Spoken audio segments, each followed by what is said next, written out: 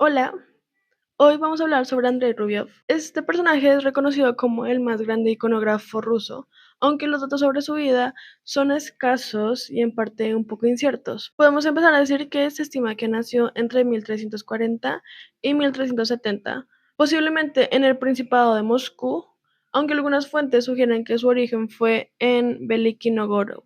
También fue monje en el monasterio de Andronikov, donde profesó sus fotos y desarrolló la mayor parte de sus obras. Murió probablemente a causa de la peste entre 1428 y 1430. Y a diferencia de lo que a veces se cree, su estilo no fue como una ruptura radical, sino una síntesis entre la tradición eslava y la influencia bizantina, representada por maestros como Teófanes el griego, con quien colaboró. La falta de datos biográficos precisos permitió que su figura fuera representada artísticamente, como lo hizo el cineasta Andrei Tarkovsky en 1966, donde explora de manera ficticia su psique y su crisis de fe. Para entrar un poquito en el contexto de Rublev, debemos centrarnos en una Rusia dividida en pequeños territorios gobernados por príncipes que a su vez estaban bajo el poder de los mongoles. Este periodo es conocido como el Yugo tártaro, y aunque fue una época de mucha inestabilidad, de muchas guerras entre rusos y también la presencia de enfermedades como la peste negra, pues también surgió un fuerte movimiento espiritual en los monasterios, ya que estos lugares no eran solo centros de oración, sino también eran centros de cultura y de refugio. Y en lo social se decía que vivían dos grandes contrastes: violencia y conflictos entre la fe cristiana y las creencias paganas. Pero también comenzaba a formarse un sentido de identidad de rusa. Y en el arte se puede decir que giraba en torno a la iglesia y que el estilo de pintura que se seguía era el bizantino, el cual pues es muy rígido y muy formal. Pero Rublev, inspirándose en figuras como Sergio de Radonés, logró renovar este estilo desde adentro, donde le añadió mucha más calma y humanidad a sus obras, pero pues sin salirse por completo de las reglas ya establecidas. La creatividad de Rublev no puede separarse de su postura ética. Se ha analizado que su arte está representado por una aspiración comunitaria, en claro contraste con la visión de su maestro, Teófanes el griego, quien sostenía un arte mucho más centrado en la relación solitaria con Dios, despreciando un poco el otro yo o la visión del otro yo. Para Rublev, en cambio, la pintura solo se justificaba en el enlace con el prójimo, y se ha señalado que para él la salvación está en el encuentro con otra mirada humana. Y esta convicción ética es fundamental para entender su obra. Y pues en este caso yo quise hablar un poco más de la obra cumbre de Rublev, La Trinidad, realizada en 1411, que constituye una de las representaciones más sofisticadas de la doctrina trinitaria en el arte cristiano. Rublev parte del episodio bíblico de la visita de los tres ángeles a Abraham, conocido como la hospitalidad de Abraham. La innovación radical en su pintura fue eliminar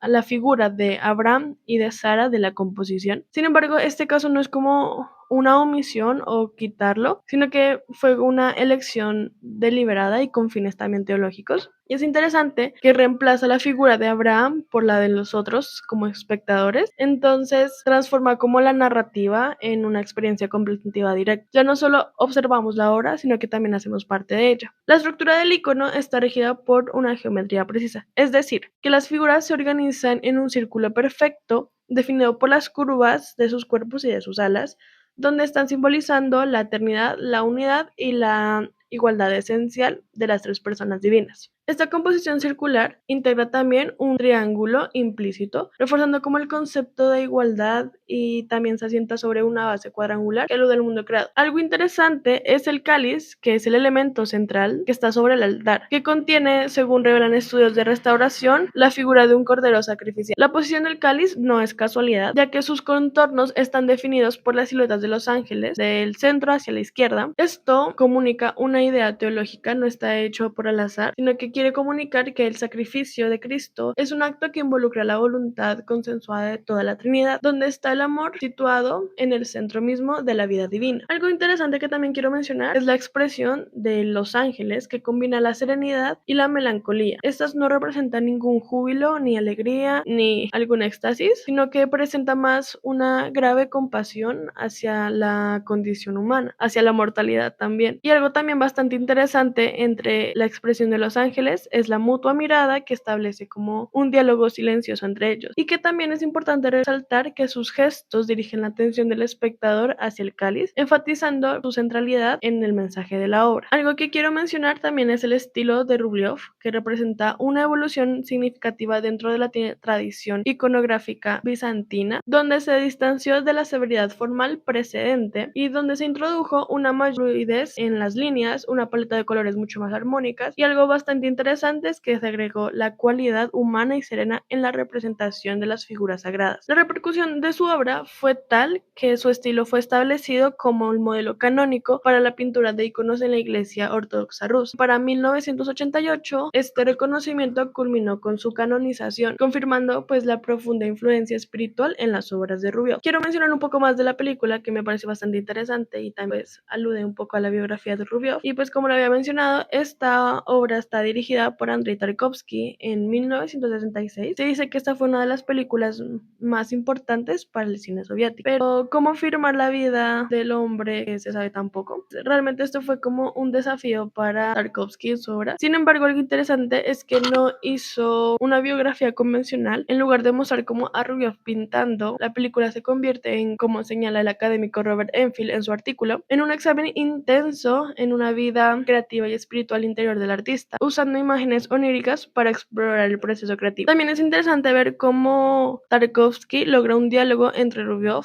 a través de los siglos. Algo interesante es que esta película no está narrada de manera convencional, esta se narra por historias, no tiene como una narrativa lineal, sino que narra a través de secuencias que exploran el proceso creativo del pintor y que a su vez también establece un diálogo entre el lenguaje cinematográfico moderno y la espiritualidad del pintor. Para finalizar, quiero hablar sobre la figura de Andrei Rubliov, cómo trasciende lo puramente artístico para erigirse como un símbolo del poder transformador del arte. Y pues en el mundo y en el contexto en el que él habitó, marcado por el conflicto y la fragmentación, su obra sostiene una verdad fundamental, y es que la auténtica creación nace del encuentro con el otro y de la búsqueda incansable de lo trascendental. Es en este punto donde la contribución de Rubliov adquiere su mayor relevancia, ya que el artista no se limita a representar figuras sagradas como arquetipos distantes e inalcanzables, sino que les confiere un poco más de esta humanidad propia y conmovedora, y pues al dotarlos de como esta serenidad melancólica, de esta ternura compasiva y pues de esta mirada también interiorizada, Rubliov acerca lo divino a la esfera de lo humano. Y es interesante porque esta humanización no supone una disminución de lo sagrado, sino todo lo contrario, que lo revela como accesible y familiar y sobre todo profundamente vinculado a la condición terrenal. Y pues de este modo las obras no son meras representaciones religiosas, sino que también son testigos permanentes de que la belleza y la armonía también pueden emerger incluso en las épocas más oscuras. Esta aproximación también invita al espectador a no ser mero observador pasivo,